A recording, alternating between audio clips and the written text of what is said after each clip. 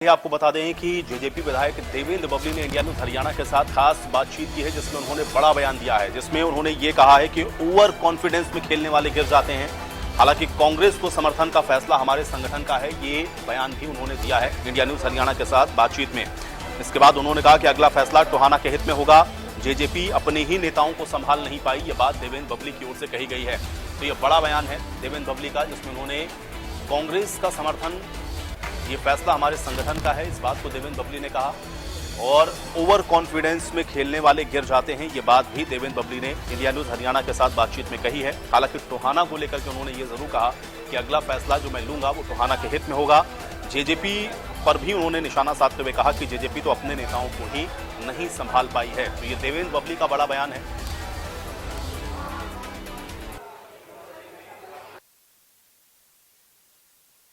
हरियाणा के लोकसभा चुनाव में टोहाना से पूर्व मंत्री एवं जेजेपी के विधायक देवेंद्र सिंह बबली का फैक्टर जो है इन दिनों चर्चाओं में है, क्योंकि टोहाना इलाके से कुमारी शैलजा जो कांग्रेस की उम्मीदवार थी, उन्हें काफी बड़ी जीत जो है वो मिली है। इस वक्त हमारे साथ हरियाणा के पूर्व पंचायत मंत्री देवेंद्र सिंह बबली और जननायक जनता पार्टी के विधायक मौजूद हैं। सर, किस तरीके से देखते हैं, क्या कुछ कमियां रही जिस तरीके से बीजेपी ने 10 सीटों पर दावा किया था, लेकिन परिणाम जो है वो उसके विपरीत है? बहुत मजबूत नेता को बागडोर दे रखी थी, बहुत बड़ा अपने आप को पूरे हरियाणा को हिलाने की ताकत रखने वाले लोगों के पास एक बागडोर थी। ये उसी का नतीजा निकल कर आया है कि 5 सीटें जो बाहर गई हैं, और ख़ासतौर से आप हिसार और ये 2-3 सीटों को तो देखोगे, वो ऐसे लोग थे जो जनता के नकारे लोग थे, और उसी का मैं कारण मानता हूँ कि उसका खामियाजा कहीं ना कहीं भुगतना पड़ा। जिस नेता का आप जिक्र कर रहे हैं, वो नेता अपने बूथ से भी हार गए। अपना बूथ हारा, अपना गांव हारा 500 वोटों से, हल्का हारा 50,000 के लगभग, और 2.25 के लगभग पार्लियामेंट हारा, और साथ में हिसार को भी ले डूबा। क्या कारण क्या देखते हैं? और भी जिस तरीके से हरियाणा की दूसरी सीटें रही, चाहे वो सिरसा की बात हो, रोहतक की बात हो, अंबाला की बात हो, कितनी हार का सामना क्यों करना पड़ा बीजेपी को? देखिएगा, ये जनमत है, और कई बार जब आदमी और कॉन्फिडेंस होके खेलता है ना, तो ज्यादा ताकतवर खिलाड़ी, हमारे हरियाणा में कहावत है कि ज्यादा ताकतवर खिलाड़ी अपने दाव में खुद गिर जाता है। ये खुद के दाव में खुद ही गिरे। ये जो एक ओवर कॉन्फिडेंस था, गलत लोगों के हाथ में जो बागडोर उन्होंने दी हुई थी, और जो फेस जनता के नकारे हुए फेस थे, कुछ ऐसे फेस भी वहाँ आए, उनकी वजह मैं ये कारण वो मानता हूँ कि उसकी वजह से ये खामियाजा को भुगतना पड़ा। देवेंद्र सिंह बबली का अगला स्टेप क्या होगा? क्योंकि आपने जो है, आपके समर्थकों ने वहां से कुमारी शैलजा को सपोर्ट किया और अच्छे मार्जिन से कुमारी शैलजा वहां जीती भी, तो अगला स्टेप आपका क्या होगा? क्योंकि फिलहाल आप अभी जेजेपी के विधायक। देखिए, देवेंद्र सिंह बबली एक सोशल वर्कर के रूप में काम करता है, पहले भी करता था, आज भी करता है, और आगे परमात्मा मुझे ताकत दे के रखे, मैं करता रहूंगा। और पहला चुनाव आप सबको पता है, इंडिपेंडेंट लड़ा, हम जीते नहीं थे। दूसरा चुनाव हम बहुत एक इतिहास बनाकर हम विधानसभा में आए, विधायक होते अपने हल्के की आवाज़ को उठाया, आंखों को लेकर गए, टोहाना डेवलपमेंट की होती क्या है, टोहाना के समझ में आई, वोटर का सम्मान क्या होता है, सपोर्टर का सम्मान क्या होता है, सारी व्यवस्थाएं हमने हमारे टोहाना के अंदर एक व्यवस्था परिवर्तन में कह सकता हूँ मैंने अपने इस 15 साल के इस संघर्ष में, इस सेवा में करके दिखाया है। और आज का जो फैसला था वो भी संगठन का था, आज़ाद लड़ा तब मैं, वो फैसला संगठन का था। जब जननायक जनता पार्टी के टिकट पर इनकी तरफ से ऑफर गई, टोहाना टिकट लेके, वो फैसला भी टोहाना के लोगों ने, मेरे संगठन ने लिया था। आने वाला तो विधानसभा, वो भी मेरे टोहाना के लोग ही फैसला लेंगे। आप जेजेपी के विधायक है, मैं जेजेपी का ही जिक्र कर लेता हूँ।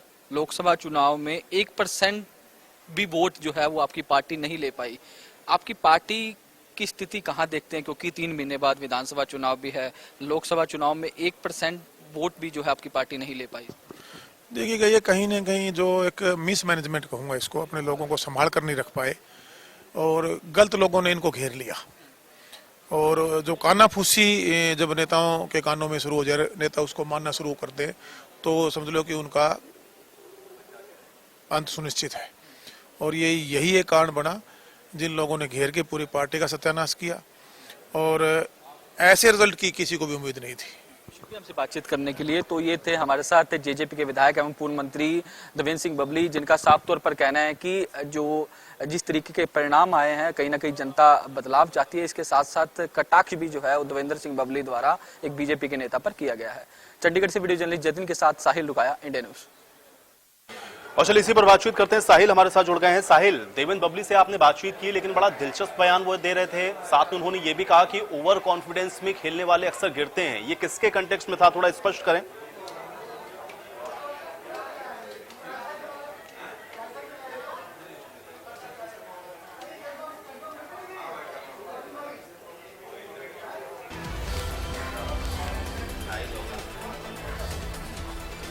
चलिए साहिल तक शायद मेरी आवाज नहीं पहुंच पा रही, हम दोबारा से कोशिश करते हैं साहिल से कनेक्ट करने की। तो इंडिया न्यूज हरियाणा के साथ आपको बता दें कि देवेंद्र बबली ने ये खास बातचीत की जिसमें दिलचस्प बयान है। ओवर कॉन्फिडेंस में खेलने वाले गिर जाते हैं, ये बात देवेंद्र बबली ने कही।